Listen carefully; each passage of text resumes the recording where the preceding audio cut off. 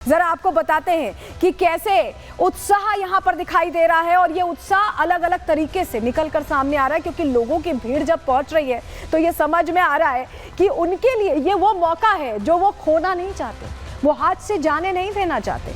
क्यों हम ऐसा कह रहे हैं, चलिए जानकारी जल्दी से आपके सामने रखते हैं, आपको बताते हैं। जब हम कह रहे हैं कि आधी आबादी से ज्यादा, भारत की आबादी 140 करोड़ देशवासियों में से 41 दिन में 60 करोड़ देशवासियों ने स्नान कर लिया है, सनातनियों ने। और 4 दिन जो शेष हैं, बताए जा रहे हैं इन 4 दिनों में अगर 10 करोड़ लोग और स्नान करते हैं तो आंकड़ा देख रहे हैं आप, ये आंकड़ा देखिए, हैरान करता है। ये आंकड़ा 70 करोड़ की उम्मीद जाहिर की जा रही है और इससे भी पार जा सकता है, क्योंकि सनातन को हम तोल पाए उतनी हमारे अंदर हिमाकत का हमारे सहयोगी राघवेंद्र की जरा रिपोर्ट आपको दिखा रहे हैं। तीर्थराज प्रयाग महाकुंभ आयोजन एक नए कीर्तिमान की ओर बढ़ता हुआ दिखाई दे रहा है। अभी तक जो श्रद्धालु आए हैं 59.5 करोड़ श्रद्धालु यहां पर स्नान कर चुके हैं। साथ ही शाम तक यहां आंकड़ा 60 करोड़ के पार चला जाएगा। कहा जा रहा है कि 26 फरवरी तक यानी महाशिवरात्रि तक यह आंकड़ा 65 करोड़ के ऊपर चला जाएगा।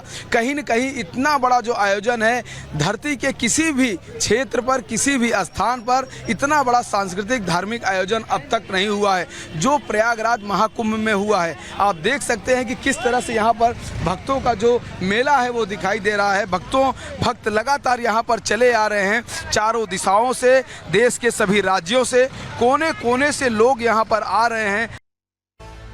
देखा आपने, राघवेंद्र बता रहे हैं कि कोने कोने से लोग आ रहे हैं और ये आंकड़ा बढ़ता जा रहा है। आज जब आंकड़ा 60 करोड़ पहुंचा तो ऐसा लगा कि उत्साह दोगुना हो गया है। लखीमपुर पहुंचे योगी आदित्यनाथ ने आंकड़ा 60 करोड़ पहुंचने पर क्या कहा, सुनिए। कि महाकुंभ में देश की आधी आबादी अब तक आस्था की पवित्र डुबकी लगा चुकी है। आज 60 करोड़ लोग यानी 60 करोड़ श्रद्धालु 13 जनवरी से लेकर के आज 22 फरवरी है, 22 फरवरी के बीच 60 करोड़ श्रद्धालु महाकुंभ में आस्था की पवित्र डुबकी लगा चुका होगा। तो सुना आपने, योगी आदित्यनाथ भी उत्साहित है। लेकिन 13 जनवरी जब महाकुंभ की शुभ शुरुआत हुई थी, जरा उस तस्वीर को देख लीजिए।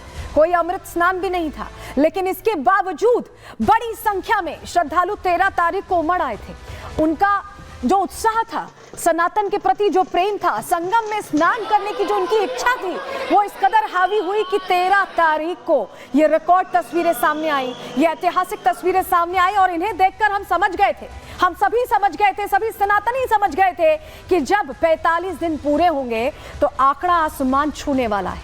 ये 13 तारीख की तस्वीर आपको दिखा रहे हैं और 13 तारीख को जब शुरुआत होती है महाकुंभ की परंपरा के अनुसार तिथि देखकर, उस दिन इस तरह सनातनी उमड़े प्रयागराज में कि हर तरफ वो धूम दिखाई दी।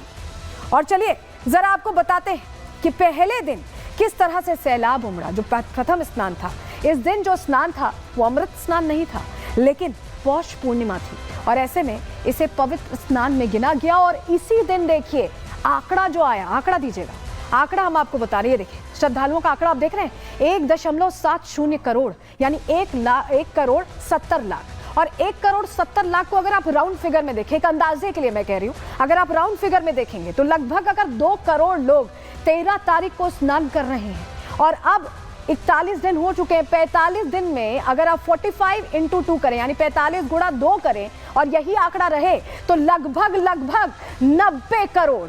तो अगर आप थोड़ा मोटा मोटी समझें तो 90 करोड़ लोग कम से कम स्नान कर सकते हैं। आंकड़ा ऐसा है क्योंकि 13 तारीख की जो तस्वीर सामने आई उसने तो हमें यही बताया। और अब आपको दिखाते हैं पहले अमृत स्नान की तस्वीर। ये देखिए, प्रथम अमृत स्नान की तस्वीर आप देख रहे हैं।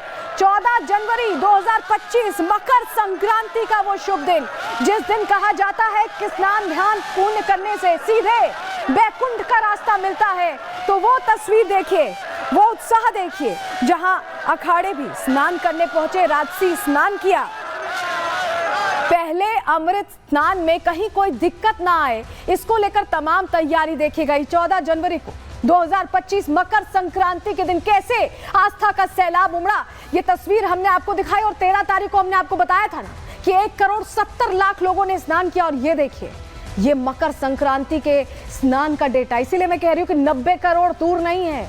3,50,00,000 लोगों ने रिकॉर्ड स्नान किया। और मकर संक्रांति का वो अपने आप में खास दिन, जिस दिन 13 तारीख से भी ज्यादा सनातनी पहुंचे। और अगले स्नान को लेकर भी तैयारियां बढ़ी थी, लेकिन सनातनियों का ज्वार ऐसा उमड़ा कि थोड़ी बेतरतीबी भी आई, थोड़े उतार चढ़ाव भी आए। ये तस्वीर देखिए, 29 जनवरी मौनी अमावस्या के दिन, उस दिन स्नान के दौरान भारी भीड़ पहुंची और ऐसे में भगदड़ मच गई। रात में यह भगदड़ मची, कई श्रद्धालुओं की जान भी चली गई। वो रात थोड़ी भारी थी।